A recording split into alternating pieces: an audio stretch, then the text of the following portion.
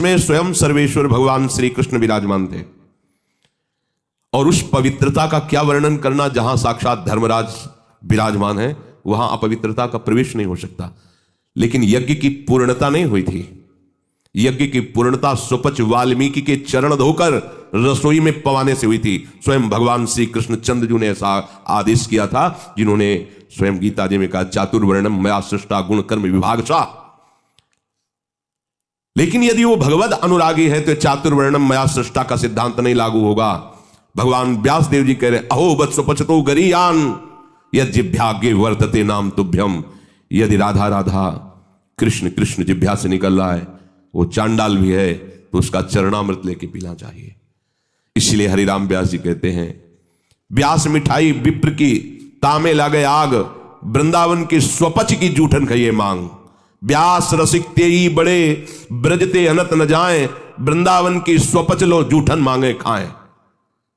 ये जाति निरूपण संत के प्रति करना महत अपराध है। और ये जब जाति का अभिमान बना हुआ है तो भगवत दासत्व का अभिमान कैसे आ सकता है। किसी भी मार्ग में हो आगे चल करके सब लय हो जाता है। यह देहाभिमान के अंतर्गत आता है। देह ही तो जन्मी है जाति में, यह स्वरूपाभिमान थोड़ी है, यह देहाभिमान ही है।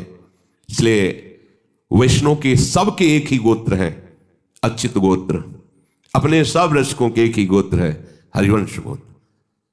अगर हम जाति पक्ष में चले जाएंगे तो भगवत पक्ष से हट जाएंगे। तहां जाति कुल नहीं विचार, कौन सुत्तम कौन गंवार, सार भजन हरिवंश को। और या रस मगन मिटय भवत्रास, सुनहु रसिक हरिवंश विलास, श्री हरिवंश गाय। कहीं भी प्रकट हुआ हो किसी भी कुल में, और वो जब आचार्य के शरणागत हो जाता है आचार्य परंपरा से, तो अभेद हो जाता है। सुनय प्रपन्न जेब है, अभद्र सर्व के गए, तिन्हें मिले प्रसन्न हुए, न जाति भेद मानिए न जाति भेद मानिए। उनको देख करके कहना चाहिए सुभाग हमारे अहोभाग्य आपके दर्शन हुए, आप पधारिए, आप विराजिए। और जैसे अपने पूज्य जनों का स्वागत किया जाता है, ऐसे मन में भी नहीं आना चाहिए कि ये अमुक जाति का संत है, इसके पैर कैसे छुए, इसका चरणामृत। अगर ऐसा तो आपका भजन बाधित हो जाएगा। जाति निरूपण,